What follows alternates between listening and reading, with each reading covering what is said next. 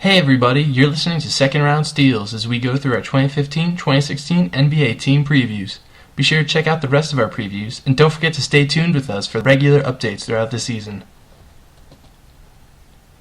We're back with the NBA preview for the 2015-2016 season, and right now we're covering the Golden State Warriors. Right, so obviously everyone can remember the Golden State Warriors won the championship last year. They were a great team, posting 67-15 record. The offseason didn't see much happening for them. The key additions were Ben Gordon. He got waived. Yeah, well, they signed him for whatever reason. I don't know why they even tried to sign him, but he was there. Kevin Looney. He drafted. Yeah. What was that pick? 31st pick? 29. 29, yeah. Jason Thompson. Ian Clark. And obviously they got to finally hang up that banner. It's great for them. And as for their losses, I think the major loss was David Lee went to the Celtics. And they also lost Justin Holiday. I think that's also really big. Justin Holiday. He was like life on that team. They're not good at keeping their good bench warmers. You know, Kent Bazemore, Justin Holiday. Mm-hmm. These guys I want to see more of. Alright, so let's break down their lineup. Point guard, you still have Steph Curry. Dang it, again. Steph Curry. You got shooting guard, you still got Klay Thompson. Small forward, Harrison Barnes. Power forward, Draymond Green. Center, Andrew Bogut. Obviously, people were clamoring Andre Iguodala should start, but I don't see why they would get rid of Harrison Barnes from that lineup. If it's not broke, why try to fix it? Harrison Barnes put up fine numbers. He's a great option in that lineup, and Iguodala is much better coming off and playing against second units and kind of acting as that distributor for the second unit. This is gonna be good. I like this. This roster has had a full season to work with Kerr's offense. Yeah. And there was no major move, so it's not like there's gonna be a chemistry thing. They're coming off a championship season, so there's pressures on them. They showed that they can play really well under pressure in both the finals and in that Memphis series, if you remember. I'm excited to see them just continue to run like that. Maybe even get somehow better. So what do you have as the stat for this team, Charles? I can really define them this season. It's 8. So 8 different teams have repeated as NBA champions since 1980. This includes the Lakers and the Bulls three-peats, and it'll be interesting to see if the Warriors can repeat this year. They're definitely the ones to beat, especially returning with the same lineup, and if Steph Curry continues to produce at the same level, and even if all their players continue to produce at the same level, they're going to be the best team in the league for sure. Yeah. My stat for them, I kind of went off book. I think minutes spent at center by Green could really, just define this team. Obviously, we saw in the playoffs, Curry kind of got away from Bogut. He proved that to be more of a luxury, not really a necessity for this team. What with the new revolution of the game. Yeah. And Kerr's shown that he's a genius in terms of making adjustments. And I'm kind of looking forward to see what he does. Maybe he throws out Barnes at the power forward, Iguodala at small forward, and Green at center. You know, different things like that. Have a 5-person 3-point shooting lineup. But again, we'll see. Obviously, but I'm not saying by any means that Bogut shouldn't play or that he's not good, just that certain teams might need to be played a different way. And the Warriors showed that they can make those adjustments on the fly if necessary. Yeah, for sure. They'll definitely be looking into that. But the West has a lot of good centers, so maybe against Eastern Conference teams, they'll have to adjust and put Draymond at center. Yeah, when you need a quicker lineup. Yeah. So the big picture for this team, there were no changes. So, repeat, honestly. They have a phenomenal roster. It's all really young. Curry's coming off an MVP year looking for more. Thompson broke out. Green broke out. Barnes is playing for a contract. I mean, they should all be motivated, really well motivated for this season. You have a genius of Kerr on the sidelines still, even though he's going through those really scary situations right now. hopefully he gets better soon. But even more important, we were just talking about this before, but the addition of Nash as the assistant coach, I think that just helps them in the big picture. I just think that adds some point guard competition. Who knows? Nash might come out of retirement and replace Curry. Maybe for a game, because he's shown that he can play a game in a season. Yeah. So what do you see, big picture? You thinking repeat as well? Yeah, I kind of see them as definitely making the Western Conference Finals.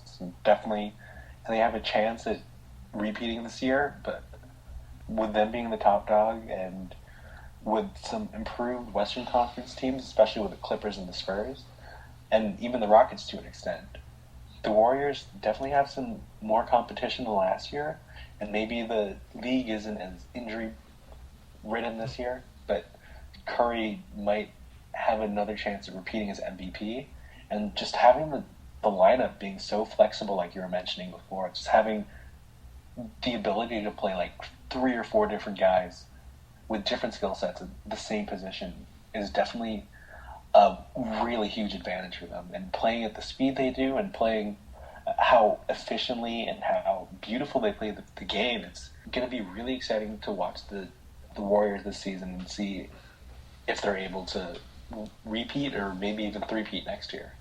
Yeah, for sure. So playing into the excitement scale, I have this team at a 9, just because it's hard to please me.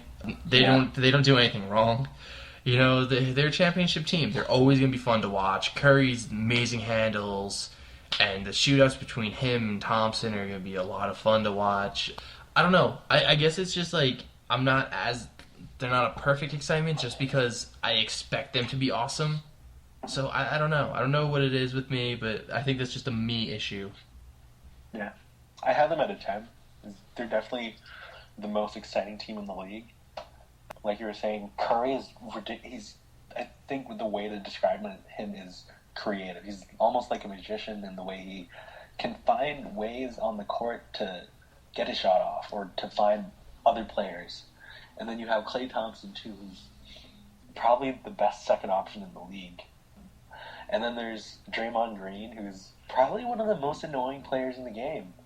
He might have a chance at winning Defensive Player of the Year this year just because of how flexible he is and how the way he plays defense and how he can get under people's skin and just defend the ball.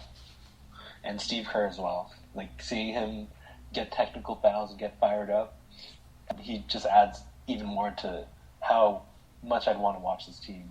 And it kind of sucks that we live on the East Coast. Definitely. That's why we're looking into League Pass right now. Yeah. Maybe have a little Kickstarter for that. Have people pay for our League Pass in some way. Or find our rich friends or something. Yeah. All right, so what do you think they're going to do this? So, are you feeling repeat? I'm feeling repeat for sure. I don't think, like, obviously it's going to be a trial. You're going to have a lot of teams fighting them. You're going to have the Spurs, the Clippers, the Rockets, who are all getting really good just to get to the finals. But, I mean, obviously those teams all have chemistry issues to worry about.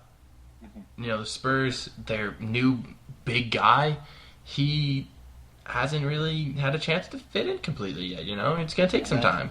There's going to be some lineup issues involved with the Spurs. And I think with the Warriors, we might just see a continuation of what we saw last year in the finals and in the regular season. Yeah, exactly. I don't think any of these teams are going to be ready to really dethrone them right away. So yeah, I think they repeat. I don't know if they do another 67-15. I mean, I would sure love to see that. Or, you know what could push me to a 10? If they challenge that Bulls record for wins in a season. 72-10. Yeah, I think they could really do that. That'd be cool, and that would get me excited. But until they do that, I think it's more realistic to expect a slight regression, like maybe 65 wins. But still, you know, 1 seed in the West, and definitely a finals appearance. Yeah, I definitely agree with you. The only thing stopping them is potential injuries, and that's something that's given with every team. I mean, Stephen Curry has a history of ankle issues. But he's been pretty solid. He's been pretty healthy in the past couple of seasons. Yeah.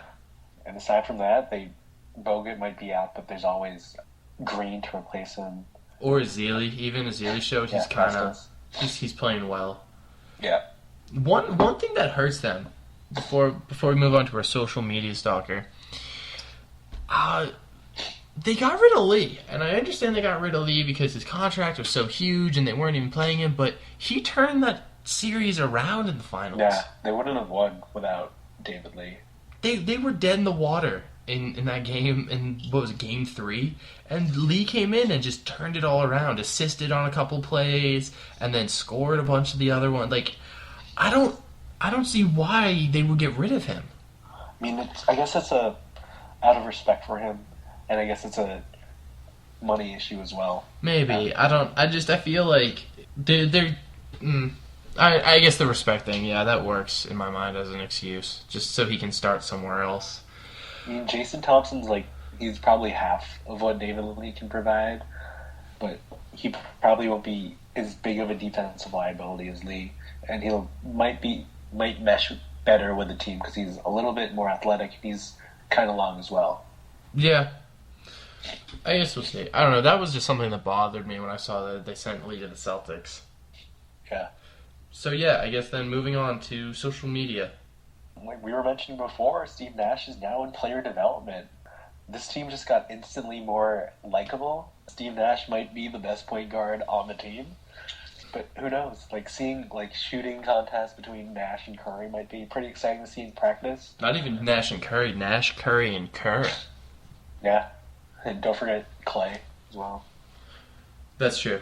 No, another cool thing that could happen. What if Steve Nash kind of teaches Thompson that distributing skill? Maybe. You see Curry and Thompson kind of battling not only for 3-point crowns, but just assist crowns on the team. That'd be cool. I'm not obviously as him trying to dethrone Curry or cause issues, but just as a fun thing between them. Yeah. When you're that good, I feel like you just need a little competition. Yeah, just but maybe not defense. And I think another interesting social media thing is, so a porn star went out and said, "There's a player on the Golden State Warriors that wanted me to be his sugar daddy or sugar mama or something like that." So who do you think that is? He's trying. Draymond Green. Yeah. Trying to pimp out porn star to the rest of the league. I feel it would just Draymond Green screams that to me. But I mean, knowing my luck and predicting these things, I feel like it's gonna be some random dude fucking Sean Livingston or Leandro Barbosa. She mentioned it was a starter on the Warriors. She did say starter. Okay, yeah. Then I'm gonna have to say Green.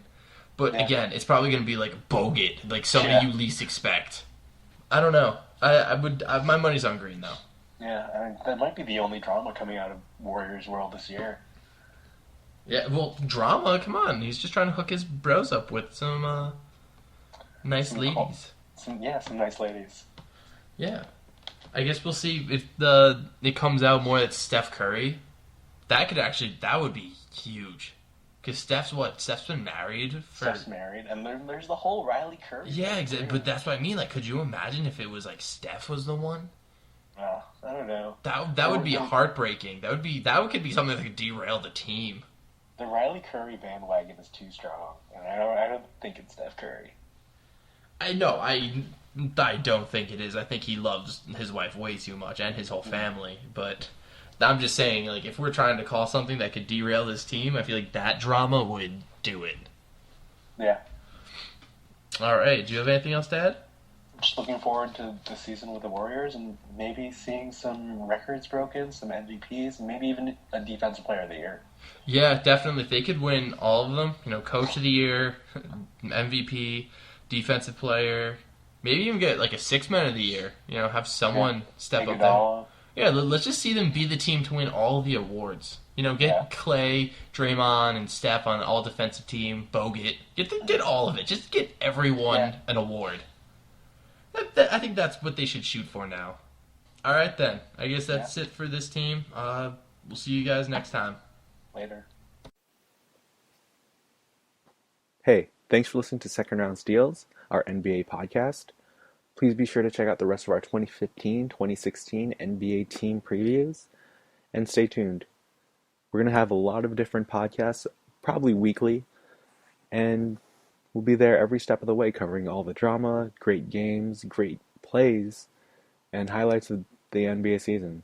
So please be sure to check us out on iTunes, on SoundCloud, and on YouTube for your podcast needs. And stay tuned for more content outside of podcasts, like videos and articles, and even probably live discussions. Thanks for listening.